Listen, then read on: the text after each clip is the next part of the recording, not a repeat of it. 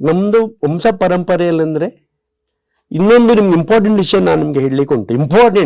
Important ಅಂದ್ರೆ ಇದು ಯಾರಿಗೂ ಗೊತ್ತಿಲ್ಲ. ಈ ಮರಕ್ಕೆ ತಲೆಗಳಂತ ಉಂಟು. ಮರಕ್ಕೆ ತಲೆ, ನನಗೆ ಕನ್ನಡದಿಂದ ಹೇಳೋ ನಿಮ್ಗೆ ಹಿಂದಿಯಲ್ಲಿ ಅರ್ಥ ಆಗ್ಲಿಕ್ಕಿಲ್ಲ. ಮರಕ್ಕೆ ತಲೆ ಉಂಟು. ಈ ತಲೆ ಉಲ್ಟಾ ಆಗ್ಬಾರ್ದು.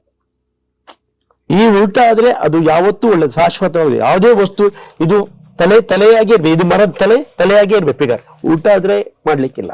ಇದು ಇಂಪಾರ್ಟೆಂಟ್, ಇದು ಕಲಿಯುವಂತದ್ದು. ಇವತ್ತು ಇದು ಹೆಚ್ಚಿನ ಜನರಿಗೆ 90% ಜನರಿಗೆ ಇದು ಗೊತ್ತಿಲ್ಲ. ಇದು ಮೇನ್ ಅಂದ್ರೆ ಮೇನ್. ಈ ದಾರದಲ್ಲಿ ತಲೆ ಆಗಿದ್ರೆ ಅದು ಕೆಲಸ. ಇದು ಫಸ್ಟ್ ಕಲಿಯುವಂತದ್ದು, ಫಸ್ಟ್ ಗೊತ್ತಿರಬೇಕು ಮರ. ಇದರಲ್ಲಿ ಕೆತ್ತನೆ ಇಂಪಾರ್ಟೆಂಟ್ ಅಲ್ಲ, ಮರದ ತಲೆಗಳೇ ಇಂಪಾರ್ಟೆಂಟ್. ತಲೆ ಪೂರ್ವ ಉತ್ತರ. ಇದು ನಾವು ರಥ ಮಾಡುವಾಗ ಒಂದು ಪೀಸು ಕೂಡ ತಲೆ ಕೆಳಗಾಗ್ಬಾರ್ದು. ಅದು ಪರ್ಫೆಕ್ಟ್ ಆಗಿ ಮಾಡಿದ್ರೆ ಮಾತ್ರ ಅಲ್ಲಿ ದೇವರು ಶಾಶ್ವತವಾಗಿ ಉಳಿತಾನೆ. ಯಾವುದೇ ಟೆಂಪಲ್ ಮಾಡಿದ್ರು ಅದರಲ್ಲಿ ಟೆಂಪಲ್ ಅಲ್ಲಿ ಒಂದು ಶಕ್ತಿ ಬರಬೇಕಾ, ದೇವಿಗೆ ದೇವಸ್ಥಾನಕ್ಕೆ ಒಂದು ಪವರ್ ಬರ್ಬೇಕಾದ್ರೆ ಅಲ್ಲಿ ಎಲ್ಲ ತಲೆಗಳು ಕರೆಕ್ಟ್ ಆಗಿ ಇದ್ರೆ ಮಾತ್ರ ಅದಕ್ಕೆ ಒಂದು ಶಕ್ತಿ ಬರುತ್ತೆ. ಇದು ಫಿಗರ್ ಸರಿ ಬರ್ಬೇಕಾದ್ರೆ ಪೀಸ್ಗಳು ಕರೆಕ್ಟ್ ಆಗಿ ಇರ್ಬೇಕು, ಆದ್ರೆ ಮಾತ್ರ ಇದಕ್ಕೆ